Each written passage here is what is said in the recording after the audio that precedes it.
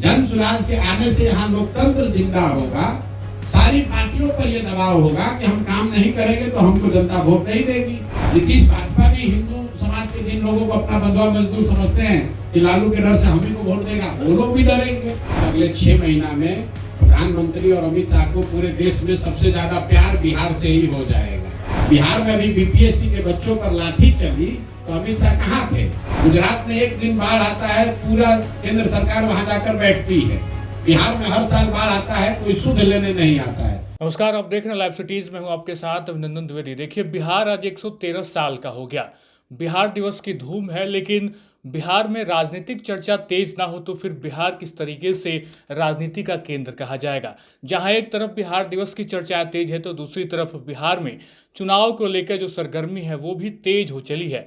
लगातार पिछले कुछ दिनों से जनसुराज के सूत्रधार प्रशांत किशोर जनसुराज उद्घोष यात्रा कर रहे हैं और लगातार वो अलग अलग जिले में पहुंच रहे हैं।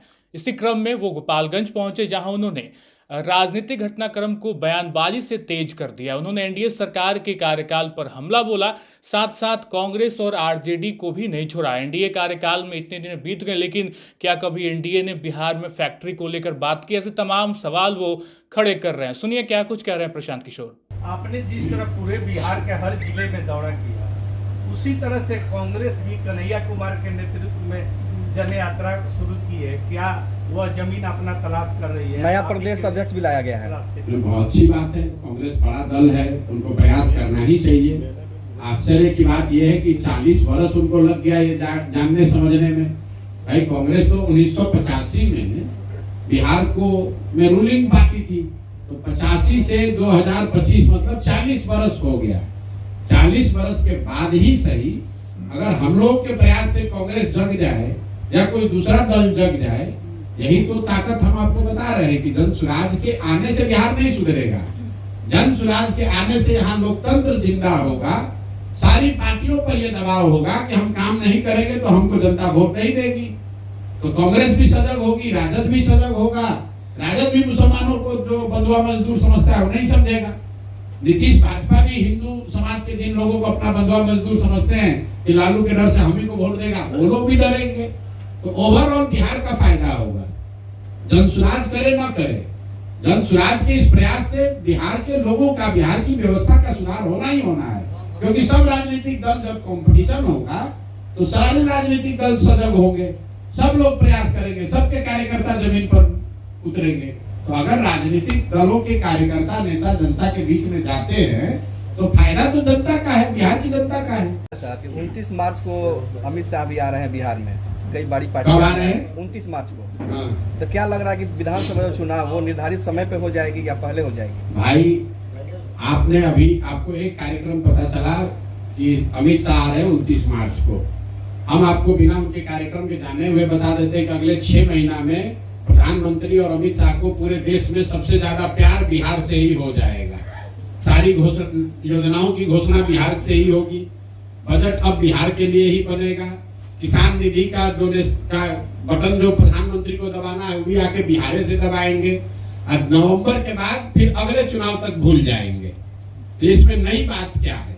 अमित शाह बिहार के बारे में कितना सूचित है, कितना जानकारी है। जब वो आएंगे तो आप लोग पत्रकार वार्ता कीजिएगा, हमसे तो आप सवाल पूछ रहे हैं। अमित शाह से पूछिएगा गोपालगंज आ रहे हैं कि कहाँ आ रहे हैं? पटना आ रहे हैं। पटना आ रहे हैं। चलिए, पटना आ रहे हैं तो पटना के पत्रकारों को पूछिएगा कि कितना बिहार में जिला है, यही बताइए। कई गो जिला है ये बताइए। बिहार में अभी बीपीएससी के बच्चों पर लाठी चली तो अमित शाह कहाँ थे? गुजरात में अगर किसी बच्चे पर लाठी चल जाए तो प्रधानमंत्री और गृह मंत्री वहां तुरंत पहुंच जाएंगे। गुजरात में एक दिन बाढ़ आता है, पूरा केंद्र सरकार वहां जाकर बैठती है। बिहार में हर साल बाढ़ आता है, कोई सुध लेने नहीं आता है। आपने अमित शाह मोदी का कोई बयान सुना? आप यहाँ चीनी मिल पर कुछ बोले? यहाँ के बिहार के लोग जो जाकर गुजरात में मजदूरी कर रहे हैं उस पर बोले थे अमित शाह? अमित शाह जी से इतना मैं आग्रह करूंगा कि जो गुजरात में बिहार के लड़के गए हैं मजदूरी करने, जितना मजदूरी गुजरात के लोगों को मिल रहा है उतना ही मजदूरी खाली आप बिहार के लड़कों को दिलवा दीजिए। फैक्ट्री तो आप जीवन भर लगा नहीं, आप लोगों से 12 साल हो गए। जितनी मजदूरी गुजरात के बच्चों को मिल रही है गुजरात के फैक्ट्रियों में, उतनी ही मजदूरी आप खाली बिहार के बच्चों को दिलवा दीजिए उन्हीं फैक्ट्री में।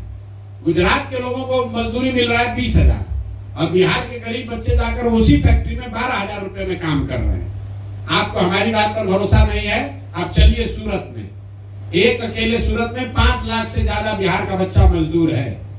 चलिए मोरबी का जितना सिरेमिक फैक्ट्री है, इसी गर्मी में हम लोग यहाँ बैठे, बाहर धूप लग रही है, इसी चिलचिलाती गर्मी में मोरबी के जितने सिरेमिक फैक्ट्री हैं उसमें सब बिहार के बच्चे मजदूरी कर रहे हैं। अमित शाह उनके लिए कुछ कर दे भाई, बिहार में नहीं करा पा रहे, गुजरात में करा दो।